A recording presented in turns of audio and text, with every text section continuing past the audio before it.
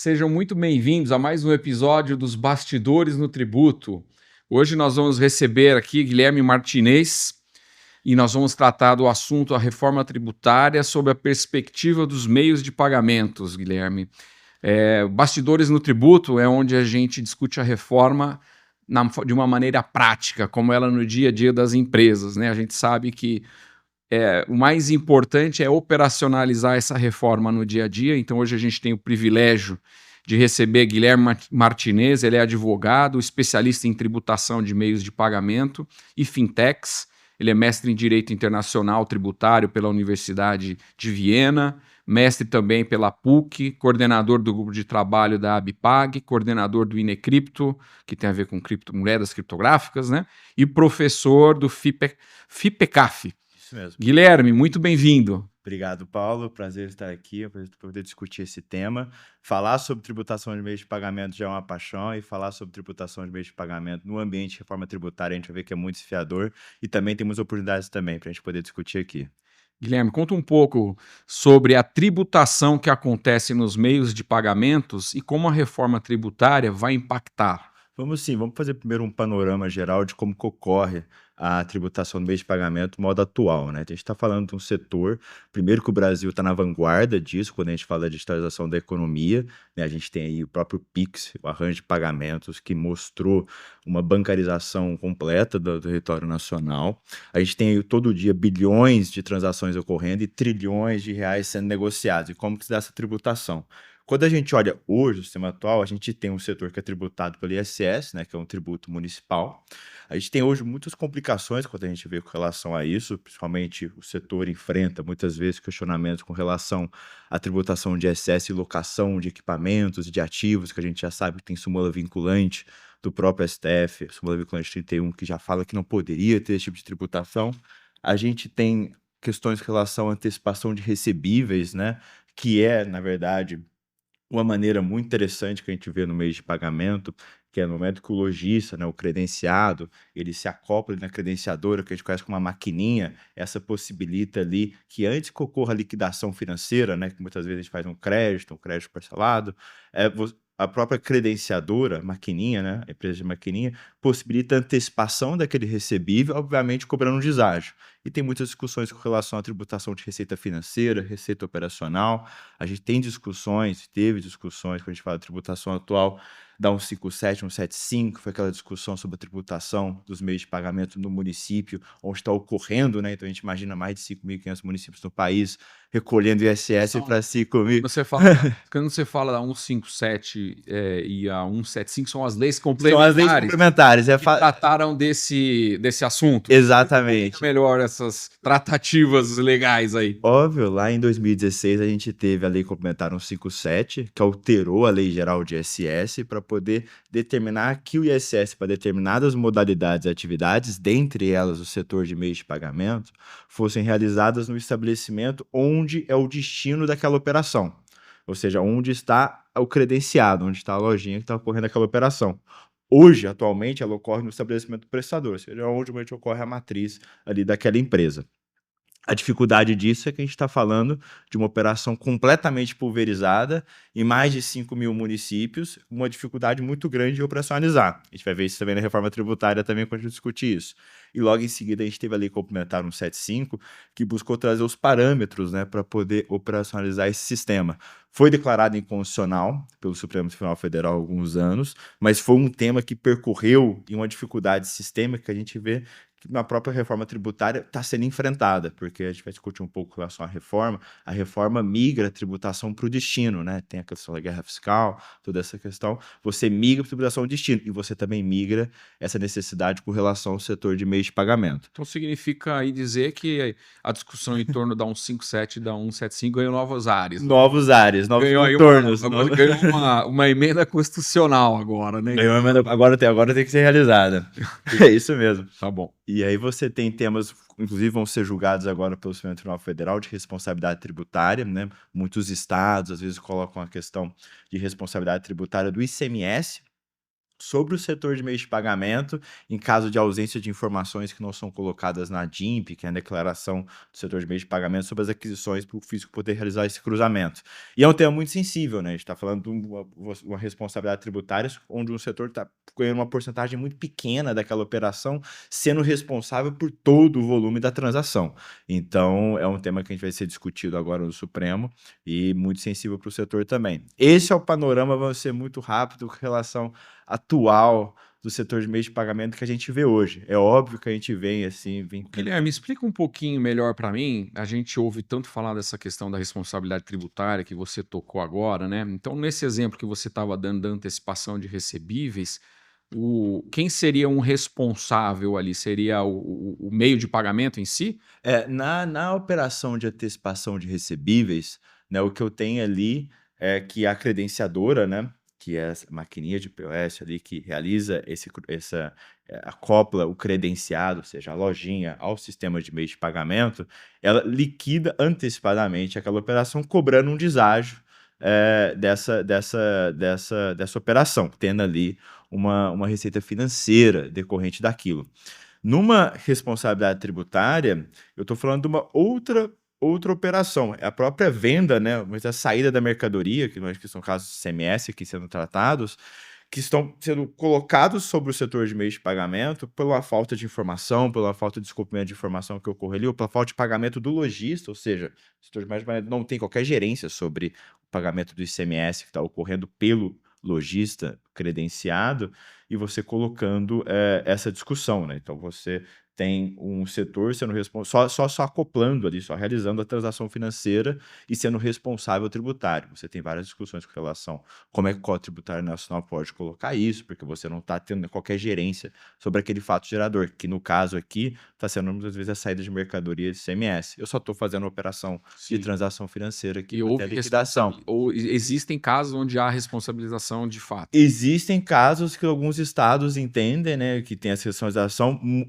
O paradigma em si que a gente tem no Supremo é sobre marketplaces, a discussão vem de marketplaces, mas muitas dessas legislações, infelizmente, não só colocam o marketplace, que eu entendo seria errado de ter essa responsabilidade tributária, mas o próprio setor de meio de pagamento. Alguns estados colocam não só o marketplace ali, que está fazendo e-commerce, está fazendo essa intermediação, que também está fazendo só um serviço de intermediação ali do lojista com o cliente, mas também o próprio setor de meio de pagamento, que está liquidando a operação que está ocorrendo no marketplace. Você falou que hoje o setor ele é tributado pelo ISS. Isso. Tem uma alíquota média aí que a gente pode falar? A gente pode falar sim. Quando a gente pega, por exemplo, isso é um tema muito interessante até, Paulo, porque você vê que muitas prefeituras que conseguiram ter legislações onde é que tratavam com mais segurança o próprio setor de meio de pagamento, tiveram aí uma migração muito grande de empresas. Por exemplo, São Paulo, você tem ali o Código 15.01 que trata de credenciadoras e essas operações de emissores, e você tem ali totalmente o arranjo de pagamentos ali sendo tratado, e especificamente traz a redação credenciadoras.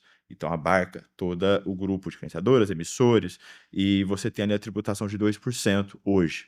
Você tem também o que é chamado de subcredenciadoras, né? E aí você tem alguns municípios que conseguem trazem na própria legislação isso, dando um maior conforto, né? Porque na hora que você tem a possibilidade de saber qual que é a alíquota sem qualquer tipo de insegurança jurídica, esses setores que são tecnológicos têm uma facilidade de migração, eles conseguem chegar em alguns polos. Você vê Florianópolis como um município que também tem uma legislação muito clara, São Paulo tem uma legislação muito clara também. Então você vê alguns polos que a gente acaba vendo que atraem o setor de meio de pagamento.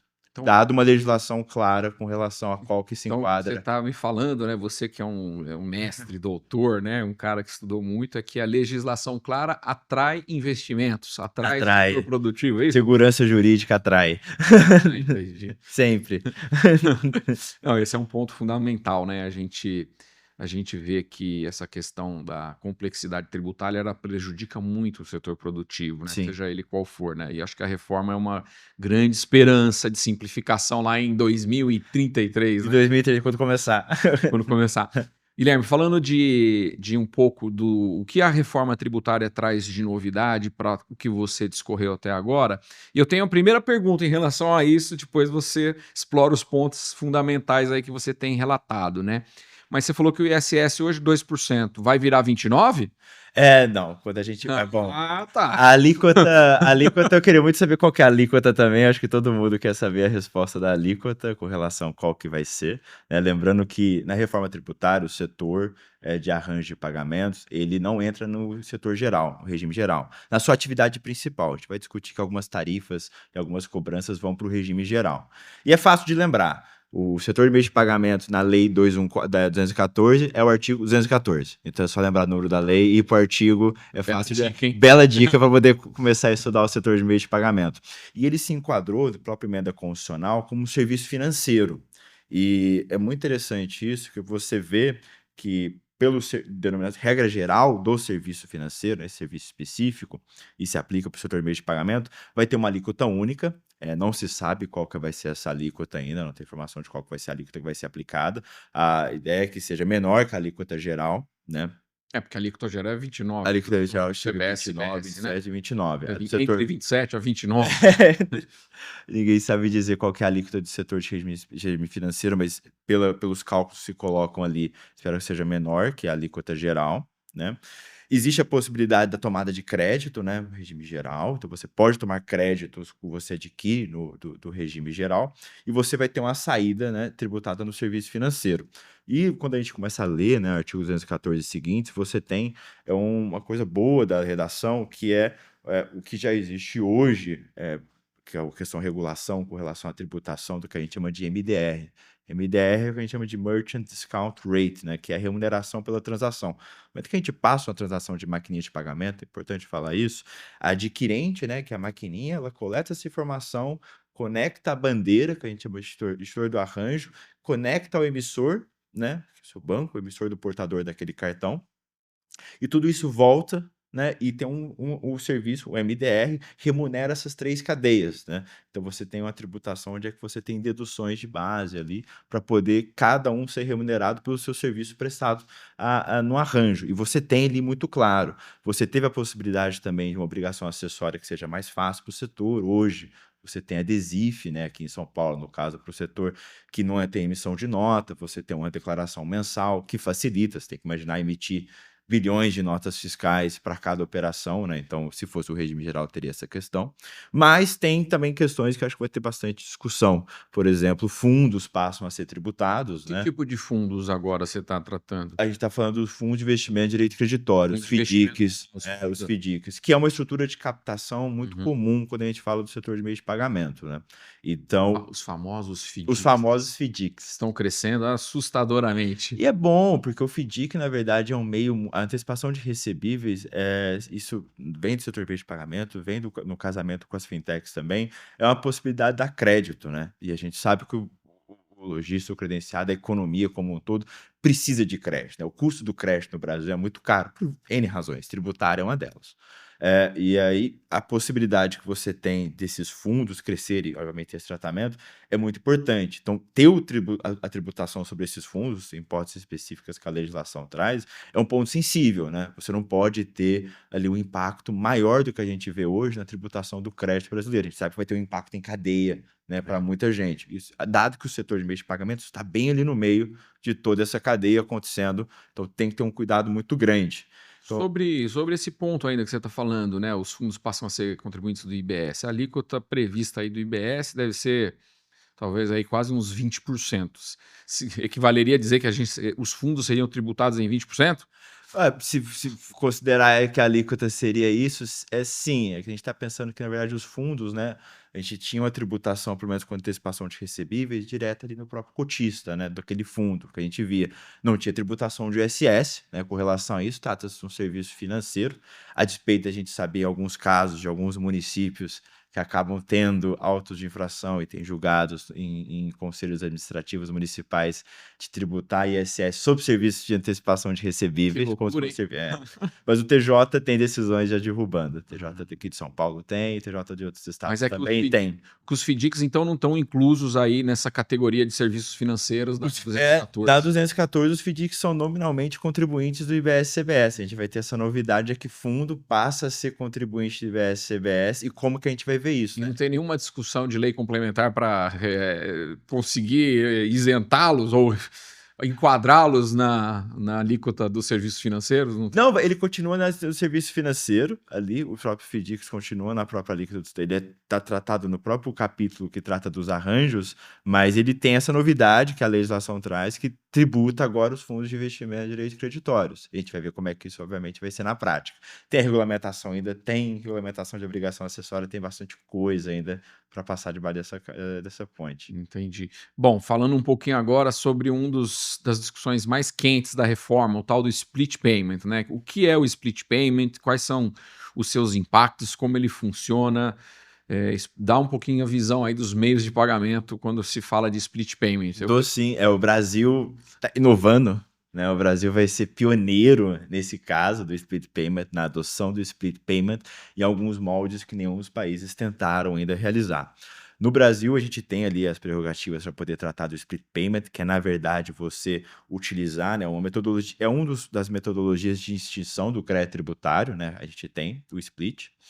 E quer você usar todo o setor de meio de pagamento e o setor financeiro também, para no momento da liquidação financeira de uma operação, de alguma transação, o próprio setor fazer a divisão do quanto iria para aquele. Vamos pegar um exemplo de uma lojinha que está vendendo e passa uma transação. No momento que ele está vendendo aquela lojinha, da transação financeira for liquidada, vai ter a distribuição para o lojista, né, o quanto que ele recebe, e também automaticamente já vai ser apurado o imposto. A ideia do split, né, obviamente, é combater a economia informal, né, que a gente sabe que no Brasil é um ponto sensível, né, no momento que todo mundo paga, teoricamente paga menos, né, mas o split payment vem com essa ideia de combater a economia informal, no Brasil é algo relevante, e ele é uma peça muito importante de todo o desenho da reforma tributária, né? Quando o split é colocado, automaticamente o regime de crédito está vinculado ao pagamento. A gente tem isso no artigo 37 ou 36 da própria lei complementar. Então, fundamental importância, né? Só que o problema do split payment é como é que ele vai ser desenhado. A gente sabe que existem diversos tipos de arranjo. A gente tem um Pix, a gente tem um boleto, a gente tem arranjo de cartões. E a gente tem como que pode ocorrer o impacto do split em cada um. E as modalidades dele, né? A gente tem, vou começar, tem um esquema de split simplificado, inteligente e super inteligente. Mas é importante a gente ver como cada um funciona, que a gente vai ver que o nome eu não acho que seja o mais adequado.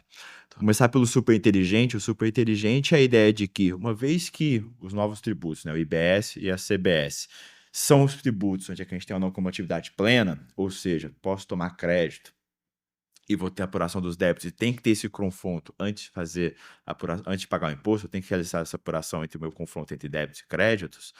O split, obviamente, no momento que eu tenho a liquidação financeira, também deve obedecer essa regra.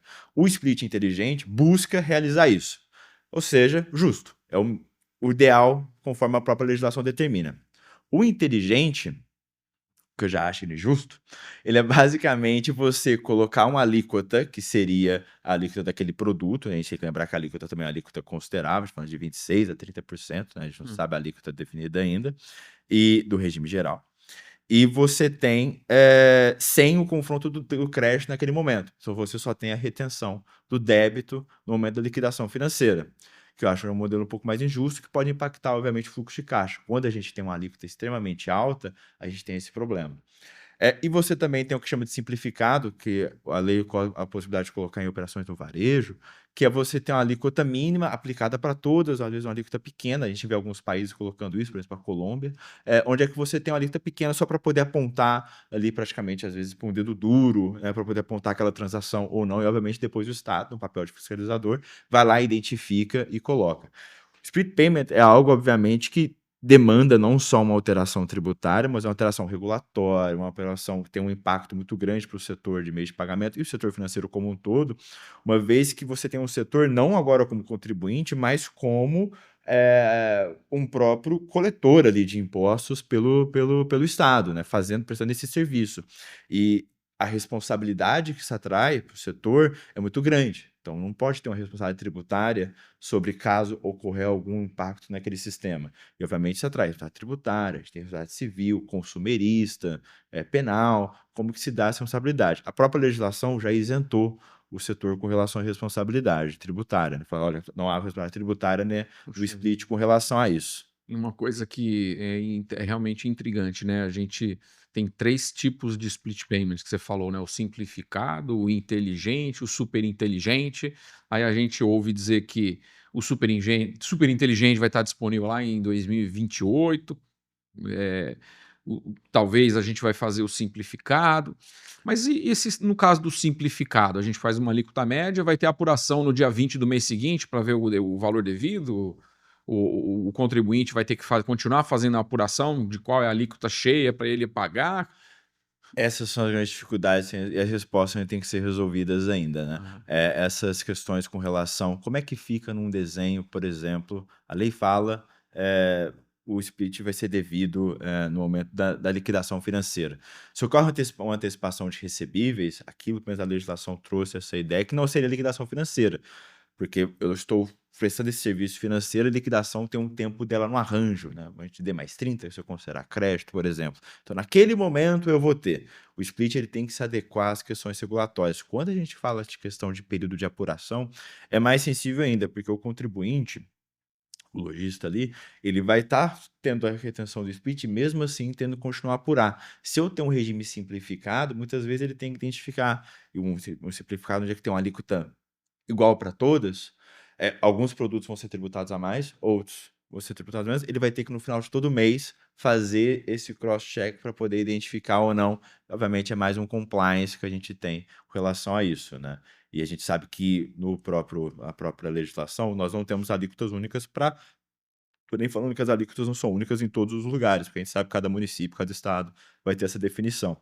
Mas a gente tem diferenças de alíquotas para diversos produtos, benefícios fiscais para alguns não. Então, como que fica um sistema tributário e, obviamente, RPs, sistemas de tecnologias que vão integrar isso para poder identificar qual alíquota é devida. No momento que eu tenho um parcelamento, por exemplo, né, eu vou ter o split todo mês, ou vou ter só um mês, vou ter um problema, uma coisa do split, isso ocorre mesmo, se não tiver o confronto de crédito e débito, é um impacto muito grande do fluxo de caixa, né? Acho que as empresas têm que estar atentas com relação a isso, esse é um ponto que tem. E, obviamente, isso também é uma oportunidade tributária. Uma oportunidade tributária é uma oportunidade de negócio, né? A gente vê as fintechs aí com relação a crédito no Brasil, né? O crédito no Brasil tem que estar cada vez mais disponível para poder atender e suprir essa necessidade de caixa que a gente sabe que vai vir daqui a uns anos. O split não começa do dia para a noite, inclusive os próprios arranjos, não se tem definido quais arranjos vão começar, né? Que é qual começa e quais vão começar e quando que começa, mas a ideia é que seja algo faseado para não causar algum tipo de impacto, né, entre os próprios arranjos, né? A gente tem não é, né, concebível a gente saber uma regra tributária poder causar completa. Se a ideia do jogo é neutralidade, e isso é um princípio que a gente vai ter que trabalhar, um princípio novo na princípio da legislação. neutralidade. A gente não tem isso, né? Várias teses de mestrado e doutorado que a gente vai ver com relação a tese, né, o que é neutralidade. Eu não posso ter um sistema que acaba deturpando regulatoriamente e concorrencialmente vários arranjos, né? Você fala também, uma das coisas que você costuma falar é sobre esses desafios do split payment, né? Essa questão da necessidade da boa informação, né? E você fez até uma vez um comentário sobre os desafios do Pix. Como é que você enxerga isso? Eu acho que a questão do split payment, acho que um desafio que vai ter é que ele tem que ser muito bem comunicado, né? Obviamente, a comunicação de como a reforma tributária vai vindo. Eu acho que todo mundo vai ter um papel com relação a isso, todas as empresas que trabalham no setor, todos os lojistas, todo mundo que vai acabar sendo impactado, e o próprio governo também tem que ter uma excelente comunicação com relação a isso. Porque quando a gente vê o split, o que está ocorrendo nada mais, nada menos do que o recolhimento daquele tributo na liquidação financeira e, obviamente, o que seria recolhido dias depois ou na própria apuração daquele contribuinte no final do mês. só que naquilo está ocorrendo no momento da liquidação financeira. Quando a gente lembra no começo do ano, quando veio a questão de obrigações acessórias e só troca de informações com relação ao Pix e à própria DIMP, né, a declaração de meio de pagamento, a própria DIMP e troca de obrigações acessórias com relação a transações de Pix, mais correto, a gente viu que o brasileiro ficou com receio que o Pix vai ser tributado. Na verdade, o que estava ocorrendo ali é só uma troca de informações, né? Que o Estado estava demandando com relação a operações que ocorriam via Pix. Entendi. Então, a A ideia, confusão toda foi por aí. a confusão foi toda por aí. Então, a ideia é que tem que ter uma comunicação muito boa, provavelmente não ocorrer o mesmo que ocorreu no começo do ano, né? E quando você analisa o split payment de outros países, né? Que países que têm hoje um modelo de split payment? A gente vê alguns países que têm um modelo de split, a gente pode considerar a Itália ter um modelo de split interessante. Nos moldes que o Brasil está sendo muito pioneiro, não só a questão da apuração de crédito e débito ao mesmo tempo, está sendo bem pioneiro.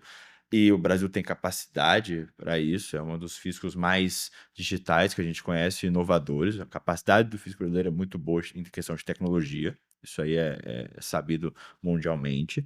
Mas a gente tem a Itália, por exemplo, que segrega o split em operações específicas, muitas vezes B2B, muitas vezes para setores específicos. A gente teve a Polônia, a gente teve também o Reino Unido, que também está demonstrou uma implementação do split, mas também um alto custo, né? Ele tem alguns estudos a mais com relação ao quanto custa para poder implementar o split payment, né? Então você tem a própria Costa Rica, se não me engano, Colômbia também tem desenhos semelhantes, mas nenhum deles audaciosos igual o Brasil, em poder ter um sistema onde é que tem essa questão de operação de crédito e débito ao mesmo tempo, antes de poder ter a Eu própria cheguei a, liquidação eu financeira. tenho visto muito as apresentações sobre o sistema, né? Eu gosto muito da tecnologia por trás de tudo isso, né?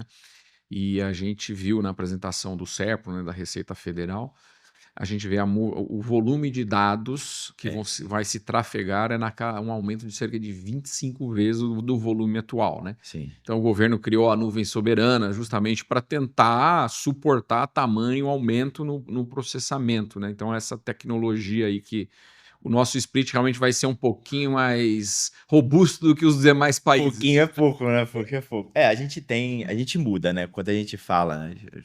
A gente tá falando da tributação de meio de pagamento, a gente faz esse comparativo com o modelo internacional, o Brasil vai diferente. A gente adota o IVA, a questão do IVA europeu, poder ter esse crédito, esse confronto de crédito e débito, não com atividade plena. Mas quando a gente vê o setor de financeiro, as próprias diretivas da União Europeia determinam a não tributação do setor financeiro, principalmente o setor de meio de pagamento pelo IVA, né, pelo Imposto de Valor Agregado lá. Dado a dificuldade de você poder tributar isso e dada a localidade na cadeia econômica que tem, né? Você tem uma operação em cada cadeia econômica que você vai estar tributando aquilo, obviamente trazendo ineficiências. Obviamente, se aquilo vira custo ao lojista, o custo naquela operação, vai ser tributado lá no final da ponta, dada a própria natureza do IVA, né? A gente sabe disso. A questão da tributação, eu acho que você está tocando, né? Se eu entendi bem, a tributação no destino, tá bom, acontece em 5.770 municípios, mas quantos pontos de venda? Quantos pontos de venda no Brasil? Em cada um? Exatamente. Então, a dificuldade é essa. O Brasil inova em tributar serviços financeiros e também inova na tributação de meios de pagamento. E a gente, obviamente, está vendo o futuro, a gente está escrevendo, né, esse capítulo que é novo e vai ser, acho que vai ser referência para vários outros países lá na frente. Essa é uma das características que, quando a gente digitalizou a área fiscal, né, com os documentos eletrônicos, com os SPEDs, a gente mostrou que era possível, né, e muitos países copiando esse modelo brasileiro, assim como no sistema financeiro, o Brasil também é um dos países mais evoluídos, né, acho que você chegou até a comentar uma vez a importância do Pix, né, na questão da bancarização, não foi? Sim, a gente viu o Pix, quando eu tive a oportunidade de fazer o mestrado lá fora, em Viena, e eu senti falta não do Pix, eu senti falta do arranjo de boleto. Você vê o tanto que o Pix nem se fala, mas você vê o tanto que a bancarização e a digitalização da economia já entrou no nosso dia a dia, às vezes a gente nem percebe as facilidades que são criadas com isso, os diversos produtos que são criados com isso, quando a gente compara lá fora. Quando a gente vê isso na questão fiscal e tributária, o leque fica maior ainda, né, quando a gente compara, né? Você falou muito bem, né? O Brasil é na vanguarda com relação à nota fiscal eletrônica, emissão de nota. A gente vê hoje, inclusive o setor, né, encara bastante com relação a isso. A gente vai ver, né, esse cruzamento de nota fiscal do consumidor com o próprio Pix, para poder ter esse cruzamento de informações que alguns estados acabam determinando. Então, a gente vê o Brasil na vanguarda na bancarização. A questão é, o meu receio é quando você tem. Aconteceu o próprio Pix com isso no começo do ano. Você tem informações equivocadas sendo divulgadas, né?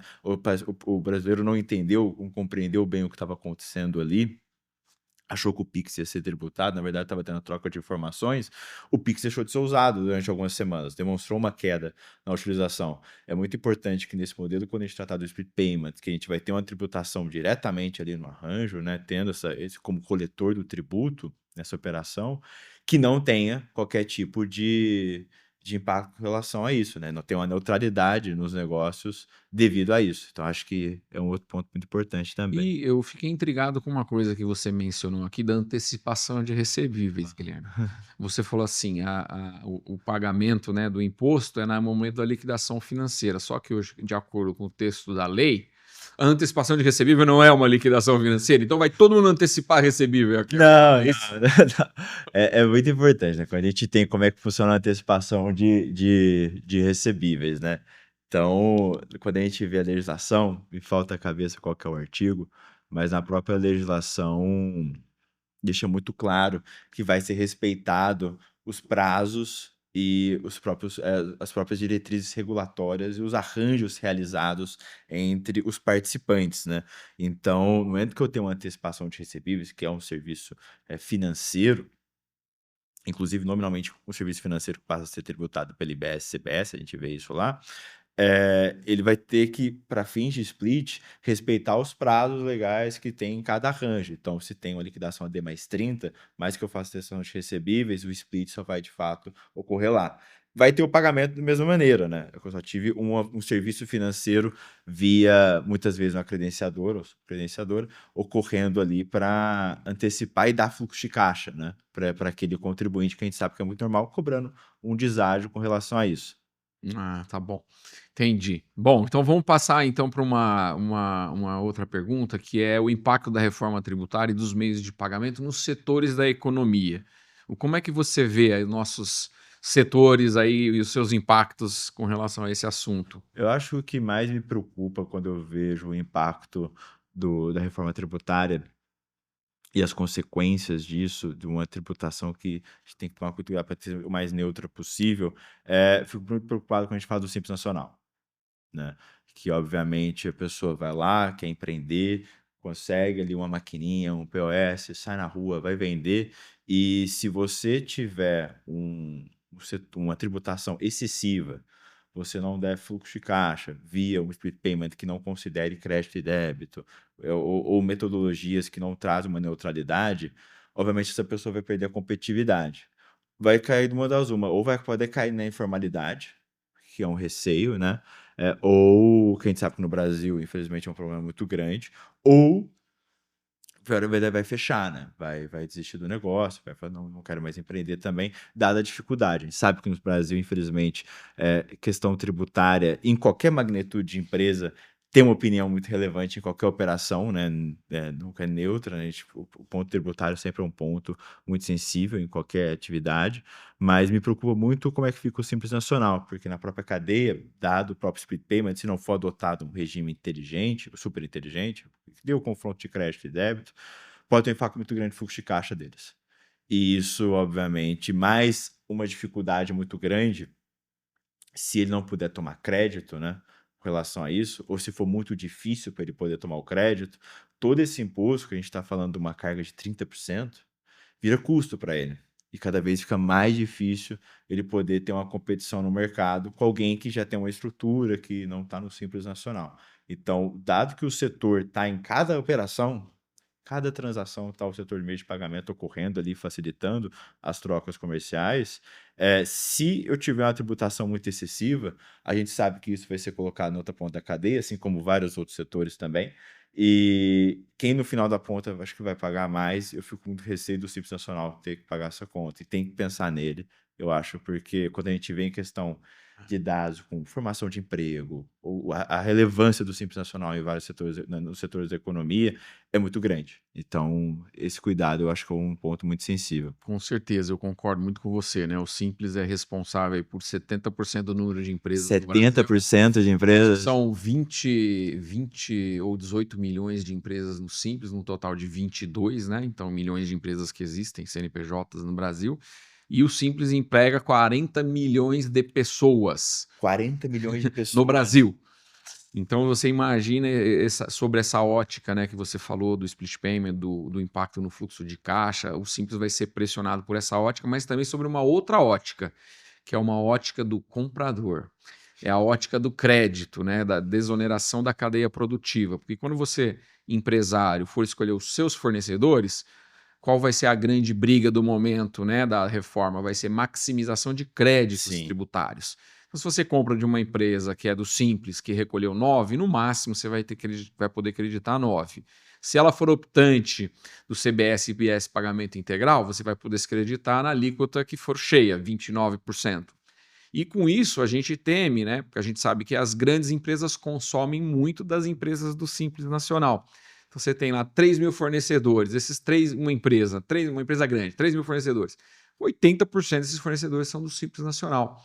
Só que agora o comprador e a própria estratégia da empresa, né, devido à reforma tributária, vai ter que olhar um a um para entender a melhor compra nessa cadeia de fornecedores. E vai ter que entender se o crédito que está sendo disponibilizado nas transações é o máximo possível. Isso vai gerar uma pressão enorme nas empresas do Simples. Provavelmente as empresas um pouquinho maiores do lucro presumido, do lucro real, vão tentar tirar um proveito. Então a gente também está muito preocupado com essa questão, né? A gente até fez um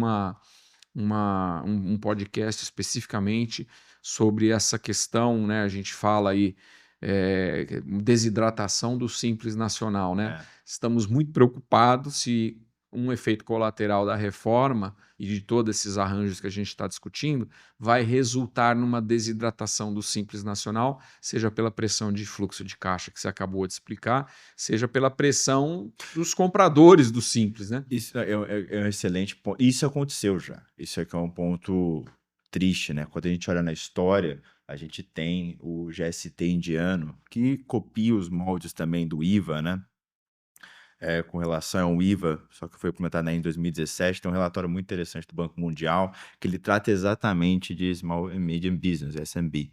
E aí ele vai falar com relação do impacto que teve, não só porque essas empresas não estavam tendo crédito, elas migraram para o sistema, né, de IBS, no caso, o sistema de IVA, que demanda maior complexidade, né, ninguém está acostumado, o Simples Nacional tem um recolhimento muito mais fácil, mais simplificado, passa a ter uma dificuldade na apuração de crédito e débito. Se essa apuração simplificada, essa apuração guiada que está sendo colocada não for de fato implementada, ocasiona exatamente esse problema. Você tem um problema de fluxo de caixa na sua entrada, você tem um problema na sua apuração e você tem uma pressão, obviamente, do seu comprador para poder gerar esse crédito. Então, você tem essa questão desse compliance tributário mais uma vez aqui no meio do empreendedor aqui colocando. E foi um tema muito sensível, aconteceu lá e a gente torce para que batalhar para não acontecer aqui também. Tá bom, e a gente está chegando aqui no final, Guilherme. Eu queria abrir para você, né, se tem algum outro ponto relevante que a gente possa não ter coberto. E uma mensagem final, né? A gente fica muito preocupado com tudo que está acontecendo, é uma mudança enorme, um período de transição enorme. A gente vê os requerimentos de tecnologia de sistemas e modelos de negócios sendo impactados, né? Mas eu queria ter um comentário final teu e te perguntar, né, se vai ser bom ou se vai ser ruim para o Brasil. Eu acho que o Brasil é um pouco tempo adulto trabalhando o que eu tive nos últimos 10, 15 anos aí. O que eu aprendi é que Se você pega tudo que aconteceu nos últimos 10 anos, desde dificuldades sistêmicas, políticas, econômicas, o brasileiro sempre vence a crise, sempre acaba podendo continua empreendendo a despeito disso. A reforma tributária, ela vem para poder corrigir, de fato, várias finalidades que o sistema tinha e dificuldades que o sistema tinha também, questão de confronto de crédito e débito, questão de uma dicotomia entre CMS e SS, que a gente sabe que existia, uma dificuldade operacional, uma dificuldade de alíquota, a própria LC 15775 para o setor de meios de pagamento, a gente tinha uma dificuldade muito grande em poder atender essa questão de tributação, destino e tal. Então, a reforma vem para poder sanar várias questões, guerra fiscal estadual, guerra fiscal municipal. Então, mas gera desafios, né? Tem vários pontos que a gente trabalhou no texto, questões com relação à regulamentação que vem agora, tem regulamentação com relação às obrigações acessórias, com relação ao split. Eu acho que o ponto é ficar atento. A reforma tributária oferece, obviamente, vários desafios com relação a isso, não vai ser fácil. Não é que você está reformando o sistema anterior, né? Você está instituindo um novo tributo, e você vai, aos poucos, deixando o sistema anterior, né? Não vai ter, ou seja, teses tributárias vão continuar acontecendo até 2033, a gente sabe? Então, eu acho que essa vai ser a grande dificuldade. Esse período de transição não vai ser fácil, mas também eu acho que dos desafios que a gente sabe que o Brasil já enfrentou, mais um também que a gente vai ter que enfrentar. E, obviamente, dá a oportunidades. De fato, vai ter um risco do impacto no fluxo de caixa, mas é mais uma razão de empresas poderem garantir um crédito mais saudável, possibilidade de crédito com relação a isso. Empresas de tecnologia que a gente sabe que podem ajudar na gestão e no compliance tributário com relação a isso. Então, eu acho que vai sim ter desafios, mas vai sim ter várias oportunidades com relação a isso. Eu acho que o setor de meios de pagamentos é o mesmo. Obrigado, viu? Eu gostaria muito de agradecer a sua presença, os seus comentários sobre essa ótica dos meios de pagamento na reforma. Também queria dizer que eu sou um otimista, né, com relação à capacidade do brasileiro de se adaptar. Eu também. A gente é realmente aí um povo espetacular, né? A gente se adapta a situações muito difíceis, né?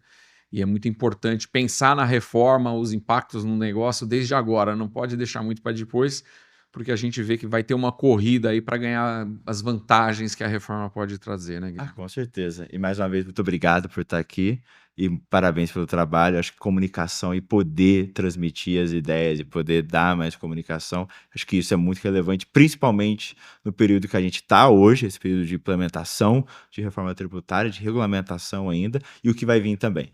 Acho que são discussões muito saudáveis que a gente tem que ter. Obrigado, Guilherme. Obrigado a todos que nos acompanham nos bastidores do tributo e até o próximo episódio.